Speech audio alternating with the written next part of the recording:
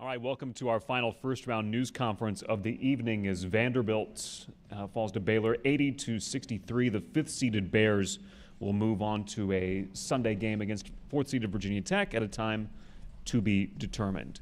A few brief announcements as a courtesy to your fellow media members as well as the coaches and student-athletes. Please silence your cell phones. When you ask your first question, please give us your name and affiliation. If you're joining on Zoom, use the raise hand function and we will address your questions. And as always, recording video of press conferences on cell phones or cameras is prohibited. We're joined on the dais by Bella Font-Leroy, third double-double of the season for her with 19 points and 11 boards. Richmond's Jada Walker with a game-high 4 steals. And Baylor head coach Nikki Collin. Coach Collin, we'll turn it to you for an opening statement. Game of runs for sure today. Felt really good about the way we started. I think making shots early, playing downhill, kind of following the game plan. I thought our defense was really good, in particular in the first half when we didn't foul. I thought we did a really good job, making their execution tough, taking away passes so they couldn't smoothly get into things.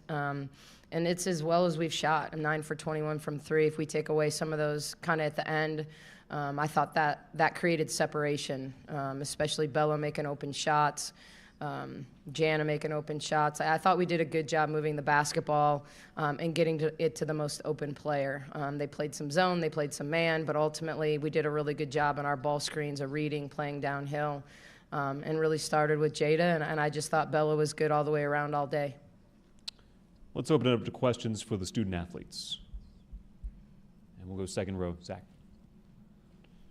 Zach Smith, Waco Trib. Bella, obviously a pretty good game, but what was working so well for you tonight? And then, what were your teammates doing to get you or put you in those positions? We have been getting up a lot of shots lately, so I have been very confident in my shot. I have coaches that believe in me, and they tell me to shoot it whenever I'm open. So that definitely worked well for me. From the three-point line and the free throw line. But also just as a team, we moved the ball. We got to the open space. A big key for us was having pace, and we played with pace the whole night, and that's why we got those open looks everywhere on the floor. Chad. Chad Vothering, KWTX. Bella, I talked a lot yesterday, too, that this team has like one or two players, or not one or two players. Any player can kind of just go off, and, tonight was your night. When did you kind of figure that out, and, what was it like for you before the game, too, for you having a good night? Before the game, just locked in. It's tournament time. You win in advance, and, you have to show up in every way you can for your teammates, whether it's rebounding, making shots, defending the best player. Like, everybody tonight had a job, and every person on our team did their job.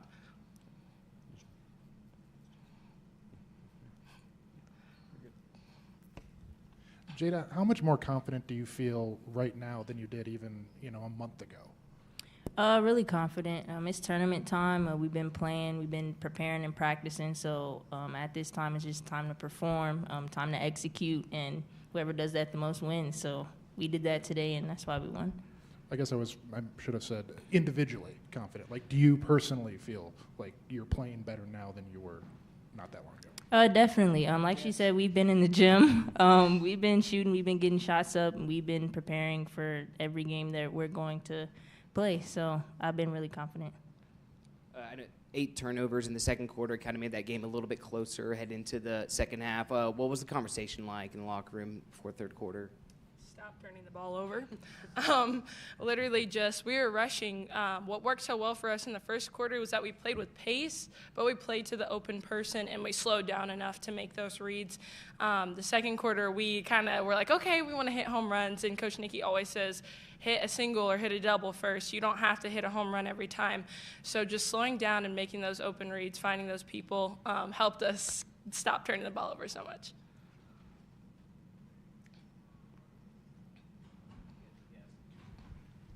I know it's kind of funny at the end. We're heading to the second round now, or instead of the third. I know kind of putting the name on the bracket kind of had a little funny thing. Yeah, we don't have to talk about that. But yeah, we fixed it. We fixed it. It's okay. I guess also Jada, for you, family, friends coming here. What was it like playing for them? Did you get to see them before the game and after? And what was it just like playing in front of them? Yeah, I got to see some. We weren't really allowed to go up to the stand, so I just had to wave from a distance and go back to the locker room. But hopefully next game I get to see more. Additional questions for the Baylor student athletes? Okay. Thank Bella y'all. and Jada, thank you for your time. Good job, you guys. Let's open up to questions for Coach Collin. We'll start with Zach. Coach, how has Bella gotten better throughout the year, and is she kind of playing her best basketball at this moment? You know, I think what Bella brings is versatility, and I think I can think of, I think it hurt. I mean, she probably missed 4 open threes and a layup in the fourth quarter of the Iowa State game. She was 0 for everything in senior day. So her, she hasn't necessarily just always made shots. When early in the season she was shooting almost 50% from 3. It was 30%, in our 10-7 stretch.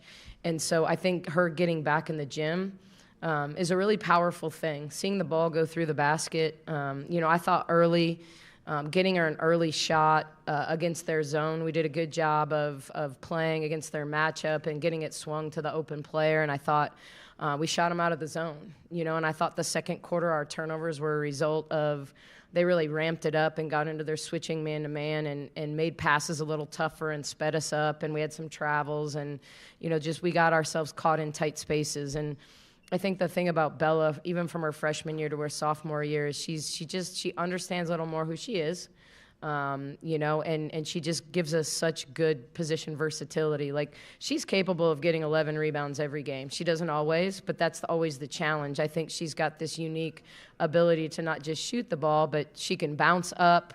Like when we get those transition layups, we'll keep working on those with her. But she plays passing lanes. She plays against posts and switches. She just has a good feel, and it allows us to switch a lot, and certainly when we had 3 size at the 3, it helped with Oliver's post-ups. It helped with Passat and her size. So when we play small, you get a little nervous because they wanted to search out their thumbs down action and post us up. So I just think Bella understands that her role is a little bit different every game. If she's making shots, she's probably going to get a lot of shots. If she's not, she's going to be out there because she defends and rebounds and does a good job being a team player, takes charges. Coach, do you see her becoming like a sharp shooter, 3-point shooter, kind of just, for her transition from freshman to sophomore, double the amount? Yeah, I hope she's more than that, to be honest with you. Like, I think her frame, she can take a hit, she can take a bump. We've got work to do on our low post game, really understanding angles and using her physicality, understanding how to change speeds off the bounce. You look at it, I'm proud of her. 2 assists and 1 turnover. She doesn't turn it over a lot, but she doesn't get a lot of assists. She tends to be a recipient scorer, cuts, offensive rebounds, kick out threes. And so I think she's got, her ceiling is so high because of her frame, because she's bouncy, because she's strong. I think she's got a lot of room for growth. And she's obviously a really good player right now, but I think her ceiling is really, really high. How much of the focus over the last week has been on getting to the rim and kind of going downhill like that? It seems like Jada did that a few times. Dre did that. Yeah, I don't know. You probably could have there were multiple times I just kept telling Jada, we don't need a play. If they're going to switch and they're going to put their 5 player on you, you just got to go by her. And, I just felt like it was a key to playing against them. When they're switching, you've got to get downhill against them. You watch enough film and you know that that's what you have to do. There are certain things they're really, really good at. And I just thought that was something that we could exploit. If we played downhill, we'd have drop passes. We'd get Jada to her jump shot. We've really focused on her turning down the 3 a little bit and playing to her jump shot. Because to me, when Jada gets to balance and bounce at 15 feet, it's as good as a layup for her. So really getting her to understand her spots on the floor and how she can impact the game. What kind of happened in that second quarter with the turnovers? And how do you kind of clean that up for the second round? The turnovers were there's not a good answer for that other than because they were all different. I really think because we were shooting the ball so well against the zone, they turned up their pressure. And it wasn't full court at that point because we had done a good job breaking the press, the 2-2-1. But they switched to man, and they were jumping out in passing lanes and switching things. And so it just amped us up. It's kind of like the end of the game where all of a sudden now they're running, they're trapping. I thought they just played passing lanes, and they made us put it down, and then we'd kick it. And, it was just a little bit of everything. I mean, I think Bugs had 3 travels, in that stretch, just picking up her pivot foot, not making bad decisions, but just making rushed decisions. And, then she's driving in there. She's trying to drop it. She sped up. They get a hand on it. We had a steal that we threw back to them, that they threw back to us, that we threw back to them. So it's kind of they can snowball. When you looked at the halftime stats, besides Bugs turning it over, every single person had one. Like, it wasn't like anyone was like the instigator, the culprit or whatever. It was just outside of Bugs' travels, which, quite frankly, we can get our defense set with those. But when you have those live ball ones, they were playing downhill, they were getting to the foul line. So to me, defensively, our defense was really good when we didn't foul. Like, our ball screen coverage had to get better. We just had to have our drop coverage be a little bit better. Asia's always been feisty, and she's kind of played that role all year. But in a tournament like the NCAA tournament, how important is that to this moment? Did you say Asia? Asia, yes. Yeah, she's feisty. That's a good word. I thought she started slow, and I didn't love her energy to start the third. I thought we knew they were going to go to Washington. She'd been in foul trouble, and they needed to play to her and through her. But I thought when we took her out and put her right back in, because Dre picked up 2 quick fouls, then I thought she was great. I really thought she was great. We've talked about that transition where she was playing the 3 early and switching her to playing the post more. When she recognizes, like, hey, I can get into early drags and make a living, when I can get into early step-ups and make a living, I just thought, her energy really elevated. And she's always going to compete around the rim. I mean, I thought, she missed some easy ones inside, but, she's always going to compete. And people don't realize this is her first NCAA tournament game. So don't tell me, I don't care if you're a freshman or a fifth-year senior, there's still nerves playing in this kind of game. Has she played against Vanderbilt? Yes. But ultimately, I still think it's a different stage. I mean, you're playing for something different. Additional questions for Coach? All right, Coach Collin, thanks for joining us. Thank you. We'll see you back here tomorrow. All right. Congratulations. Thank you. The Baylor locker room is open until 8:58. 8:58 on the Baylor locker room. Tomorrow they'll be on the dais at 1:25.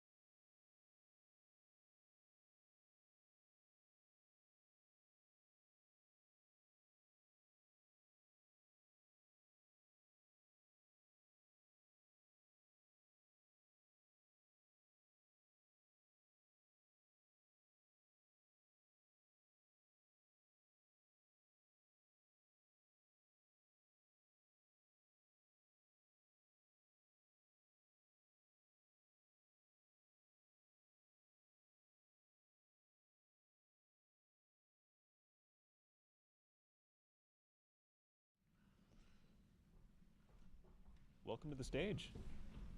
Glad to have you here. Thank you. Yeah. We have an extra guest today. Yeah. Our very important. Here, you're sitting with me, kid.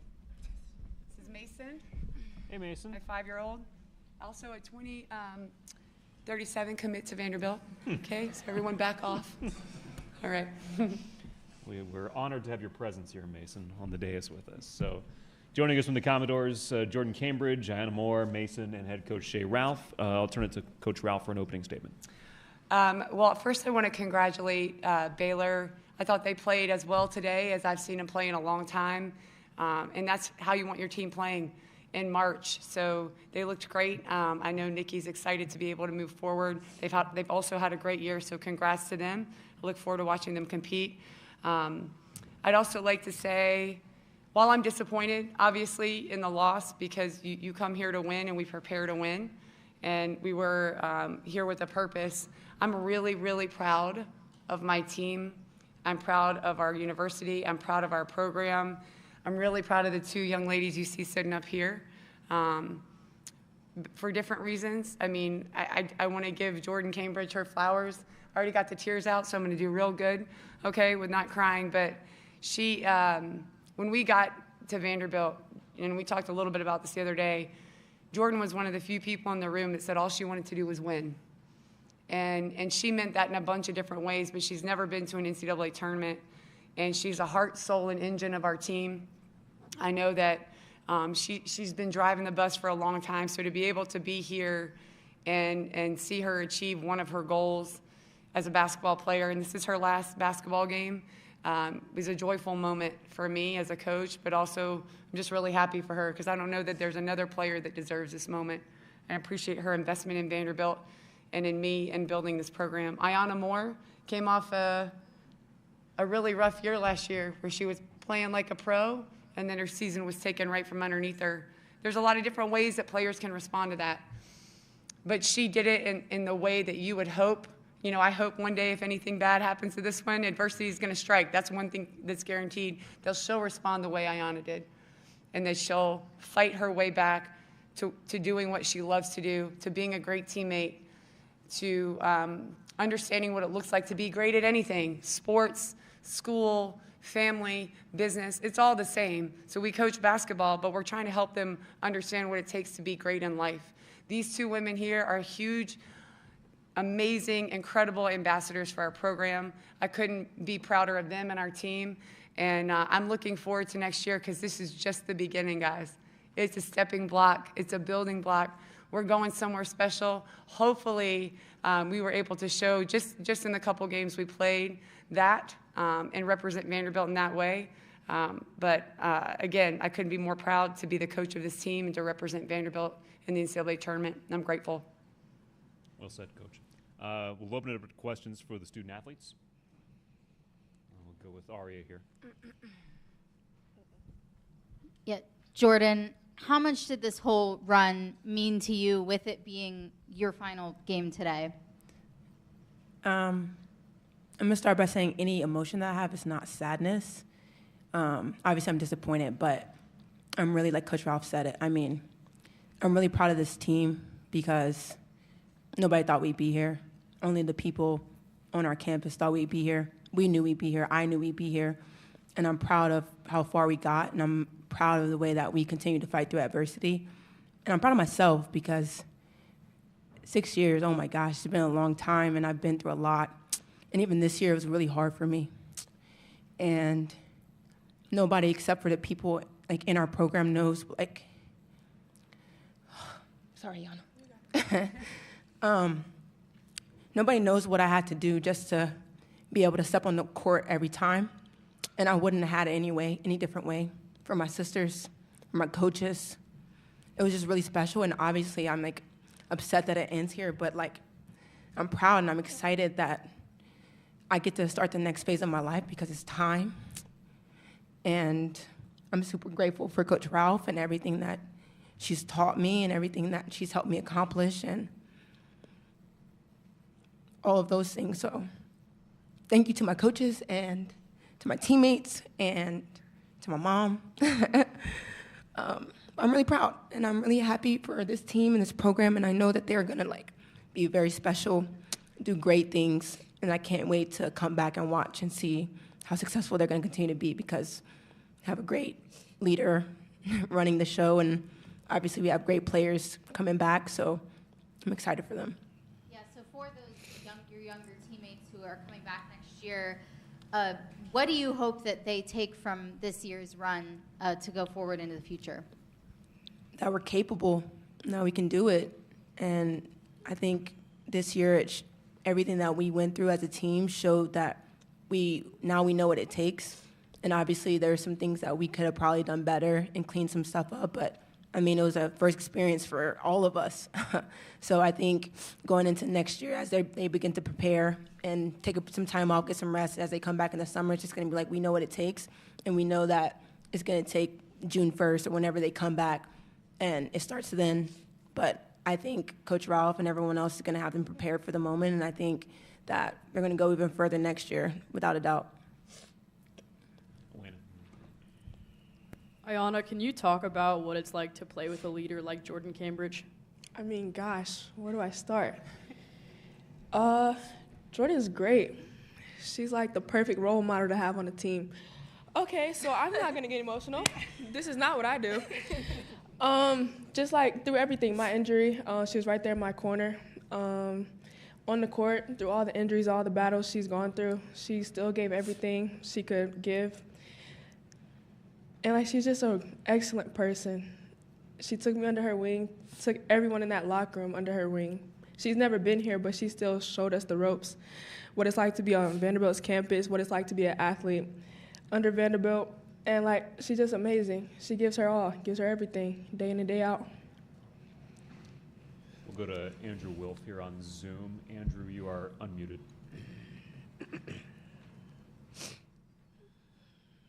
Go ahead, Andrew. Talk about the experience of playing in March Madness. And Jordan, if you could just go back to the last home game with the Vanderbilt community, can you just talk about what the fans have meant for you and what you hope to do to stay involved within Vanderbilt just beyond this season? My senior night was awesome. The fans were awesome, and it's really fun to see when I got here not having many fans at all to my last game in Memorial being so loud in there. And I don't know, everything's about the journey for me. So being there 6 years ago when I came in at 18 and now being 23 and having that kind of fan base and knowing that we're going to just continue to grow, it's really special. And I'm really excited. I'm glad that I got to have that experience. Obviously, it's something that I longed for a long time. And I'm just really glad that I got to do it this year, my final year of basketball. But I just know it's just going to continue to get bigger and better, and Vanderbilt's going to go back to what Vanderbilt was when I was a kid, and I used to come to the games, and I couldn't even hear myself think and that kind of thing. So I'm excited for this program.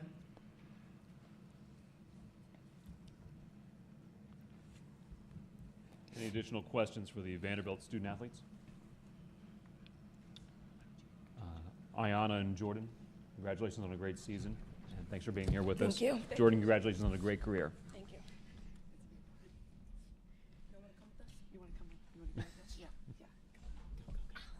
See you later, Mason. Questions for Coach Ralph? We'll start with Aria. Yeah, Shay, obviously it's bittersweet to see Jordan play her final game, but what kind of legacy do you think that she has left behind? Well, I think, it's hard. I don't think I have enough time to talk about all the things that she's done, that she's left behind. But what I hope you see from Jordan, and we've talked about this, like, she's resilient.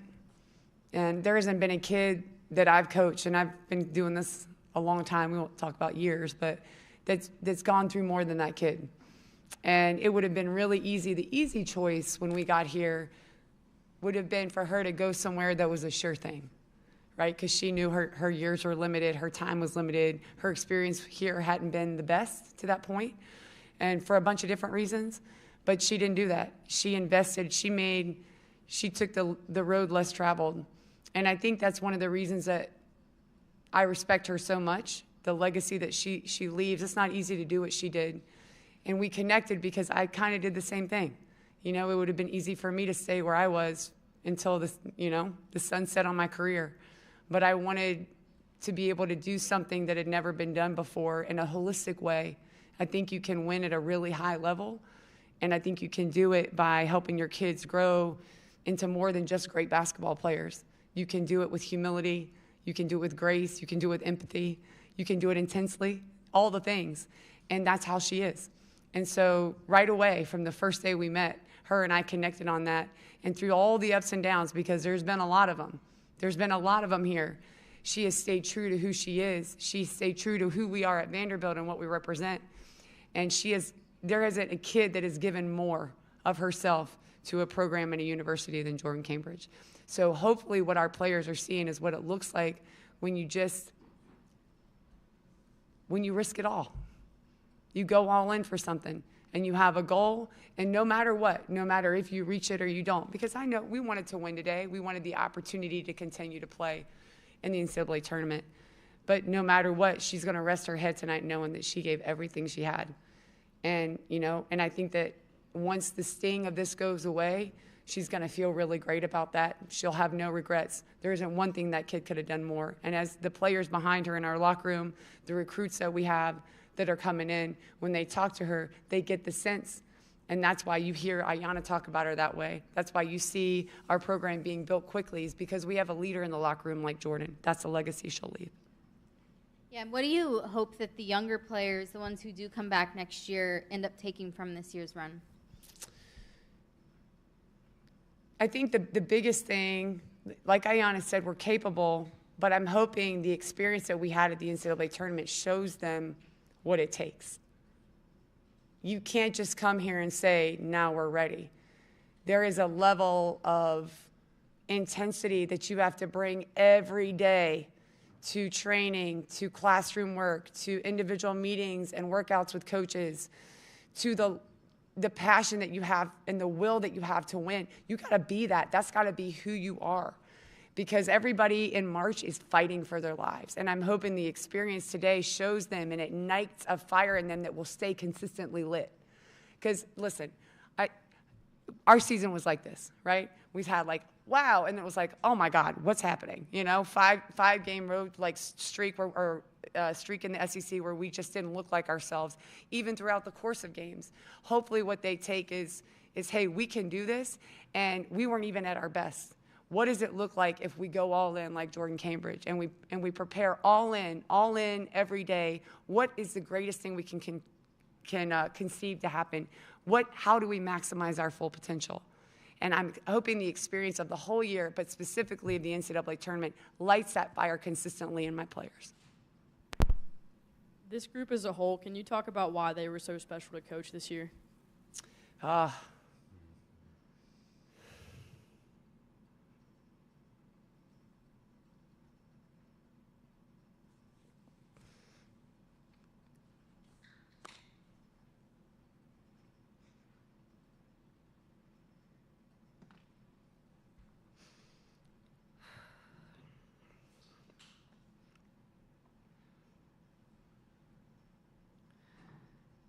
Okay, Alina, you can tell your professor that you're the one that made me cry. Maybe you'll get an A+ for that. Okay, I think the thing that connected me so much to this group and to this program, when I got here and I brought our staff here, we had a goal in mind. But, just like everybody else, just like players, just like you guys that are working here in your lives, you face adversity. And the things that you love the most that you're working towards, you're tested, right? You're tested. Do I really love this that much? Do I really love this that much that I'm gonna keep trying to get it? I remember feeling that way as a player. And as a coach, when I had my daughter, my love was tested for what I do, because there's so many people that say you can't do both. And then when I talked to Candace, and it took me 5 minutes to understand the values aligned, and that she believed that she could do it a certain way, and I had never heard an athletic director talk about running a department the way that she talked about doing it. I mean, I was going to run through the phone to get to Vanderbilt to work for her. And then when I met the team, all of the things that they had been through, COVID included, their love for what they did, their love for being at Vanderbilt, their love for being student athletes was tested. They were broken. And I think what I appreciate most about the team, the program, my staff, our athletic department, is that we healed together, that we found our love for not only each other, but for the process of becoming great as human beings, as basketball players, as ambassadors for Vanderbilt, as, you know, student athletes. And we talked about loving that process and loving each other through the hard times, and then they actually did it. So what makes them special is that all the things we talk about, it's easy to talk. It's really easy to talk, y'all. I'm up here doing it a lot right now. It's easy to talk, but it's hard to do some of the things that you see these athletes do. And we're watching all these games. That's hard to do. It's hard to get to that point and then to perform at that level. It's hard to do on a team that hasn't done it in 10 years. And this team did it. They said this is what they wanted, and they did it. And this has definitely been the best year of my coaching career, has been being part of this team, this program, this department. I couldn't love them more. I couldn't love them more. I'm just so grateful to be on the journey with them. I can't wait to see what's next. We'll go back to Andrew on Zoom, and then Aria. Coach, I hate to bring up negativity in a night where you're talking about a lot of emotions, but just talk about what went wrong behind the arc tonight. Yeah, I think there was a lot that when we go back and look at, we could have cleaned up. I thought we started slow. We had a really slow start. We started in a zone, and our rotations were just off. So we gave one of their better three-point shooters like 3 wide-open looks. We looked like we were back on our heels a little bit, and by the time we figured it out, we were down by 16 or so, and we just could never climb out of that hole. I also thought we missed, 13 free throws, something like that. That's also not characteristic of us. So we lost by 17. We missed 13 free throws. I feel like had we not started the game the way that we did, we would have been in better position. And felt like we had to fight out of that hole the entire game. So it felt like the game was super physical. It's not like we haven't seen that before this year. But combined with all the other things that were happening in the beginning of that game, it seemed to put us on our heels. We got in a little bit of foul trouble, and we just weren't able to overcome all of the adversity together to make it a ball game in the end. Yeah, Shay, you mentioned, when you got here that Jordan was one of the few players who talked about wanting to win. And you've been saying since the beginning of the season that you feel like this team did have that kind of desire to win. So how have you seen that transform from a team that kind of had a losing culture to one that has gotten in a position to win games? I think that the biggest thing that I think, and that would be a great question for the players too, I'd love to know what they think. I think the biggest thing from my vantage point is consistency in the way that we invest in them. So I ask my players to show up a certain way every day. I can't ask them to do that and then me not do that, right? I can't show up and they're like, what version of her am I going to get today? Like, is she going to be angry and mad? There can't be that. There has to be an understanding between my team, my staff, my players, that this is how we're going to show up every day, no matter what. And I think the one thing that I'm really proud about is how we invest in relationships with our players. So right from the beginning, when we talked to them about coming to Vanderbilt, right from the beginning when I met with the team when we got here, these are my expectations. These are the standards. In return, this is what you're going to get from me. And I think in the beginning it was tough because they didn't trust. But then they started to trust what we were doing. They started to trust me because we have a level of investment in them as human beings. Yes, they're basketball players, and we're hired to win basketball games. But they know outside of that, I care about them as people. And that has taken time. So, great things take time. Trust takes time to rebuild. But I think what you're seeing is the shift in the culture is that they know no matter what, I love them and I care about them, and I'm going to push them to be great because that's my job, not only as their basketball coach, but as a person that's responsible for their growth. And I think you're seeing that shift in our culture because of that. Okay, Coach, we're at time. Thanks for joining us. Thanks for being here, and we'll see you back in the dance. We will. Thank you. All right. Vanderbilt locker room is open until 9:13, so 10 more minutes if you want to get to the Vanderbilt players. Coach, we'll see you and Mason back here in the NCAA tournament. Safe travels home. Hammond Communications will post a recording of this press conference in the NCAA Digital Media Hub at ncaa.veritone.com. Transcripts are provided by ASAP and will be posted shortly. Thank you for joining us, and good night from Blacksburg.